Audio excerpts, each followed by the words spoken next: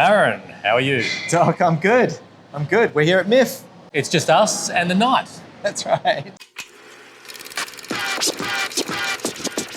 Hi, welcome to That Reminds Me Of, a podcast about film and the films that remind us of that film. You're here with Baron and the Doc. Do we need another drink? Yes, we do. Yeah. We're at Hoyt's, Melbourne Central. We have just seen our first MIFF film together. Yes. Yeah, awesome. And it is Us and the Night. Let me give you a little synopsis I'd love you to. to kick us off before we go. get into this. Okay, so this is directed by Audrey Lam. It's 10 years in the making and shot on transcendent 16mm film. It's an unconventional love story for every book-loving introvert. I mean, It's made for me. there's a whole bunch more here. It's a giant synopsis.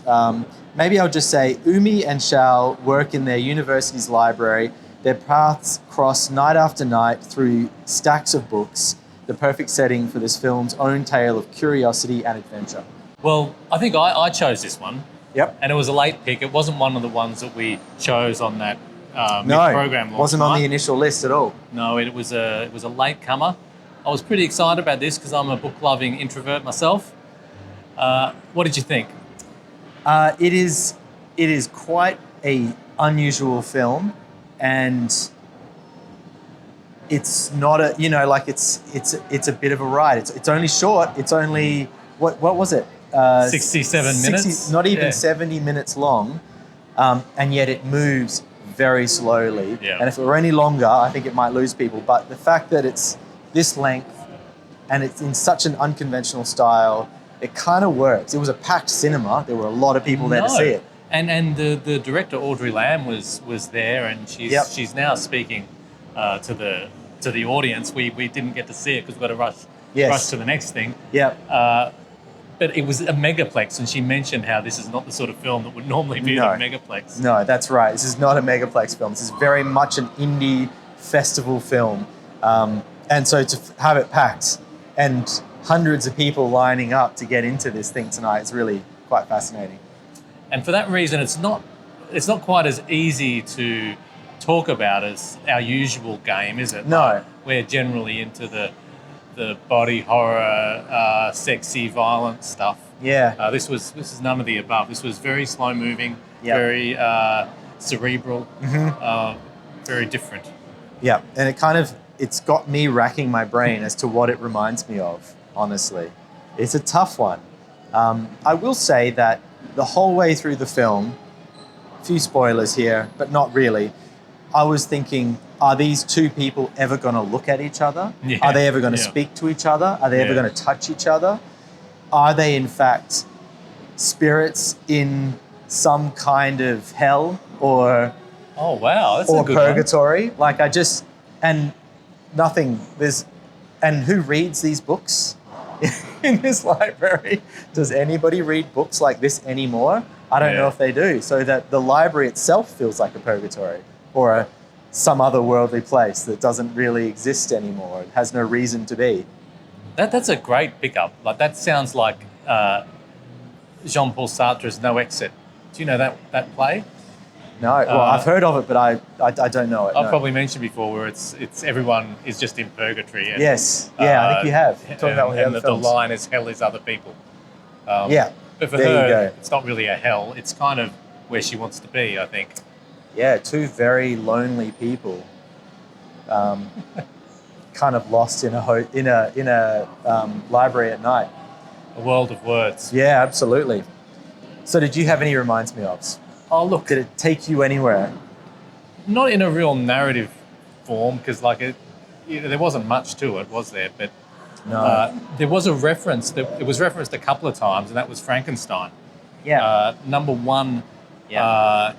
she mentions these friends telling horror stories and writing their own horror stories. That seemed to be a clear reference to Mary Shelley writing Frankenstein. Totally. And then she also mentioned my favourite part of Frankenstein, which is where the monster, he can't speak at all, and he gets a book or two, and he just reads and reads and reads and reads until he teaches himself, how to speak. Yeah. And all through that period, he's watching this family from the outside and learning about how people interact just by watching the family. So that it was explicitly referenced, but I could see a lot of that in her being the monster, watching how real people who aren't introverts inhabit the world. Although they kind of are both introverts, but absolutely great. The other thing I was reminded of a little bit while watching this was just that kind of classic indie. I don't know. It's every indie filmmaker that's ever started off has started off with thinking about films like Clerks, and it's sort of two people, it's filmed in a very sparse, bare bones way. You get the sense that there's literally like a soundy and one guy holding a camera and a director if you're lucky, and then two actors. It's like that, right? Times 1,000, because it's about as indie as you can possibly get this film. And it was literally the director was doing almost everything, filmed over 10 years with two actors in just a library, right? Clerks is great, by the way. That's a good reference. Good. And we should mention there's another screening of this film, isn't there, coming up? Is there? Oh yes, tomorrow night. Tomorrow night. There will be no time for you to go out and see it at this festival, but it may be doing the rounds at other festivals. And tomorrow night, when this gets published, may not be tomorrow night any longer. Absolutely. Yeah, because probably we're won't be. Pretty ordinary with we getting are these very things bad out. at this. Yes. Well, we've got more films to see, more videos to shoot. So, have you got anything else on this film? No, I guess one thing you and I were chatting about on the way out was that it kind of, the sort of spoken word poem-y thing about this reminded both of us. Oh, let me take this. Okay, take it. Oops, sorry, I just bumped the mic.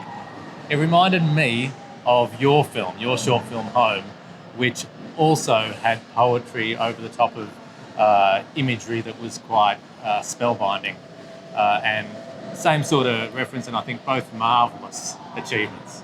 Thank you. I think the way I referred to my own film was a wank fest, which this film is not at all. No, they were both great. Is Home available on your YouTube? It is. It is. Would you want to give it a plug? Go check out my YouTube. I'll put it in the thing. Home is on there if you want to see my wank fest. It's free for all to watch. And all these other stuff. We've got to talk about your films one day. Just sit down and talk about maybe one at a time, because I haven't even seen them all. Yeah, we should. Cool. Cool. Stay tuned. That's bonus content. Yes. All right. More MIFF films coming. See ya. See ya.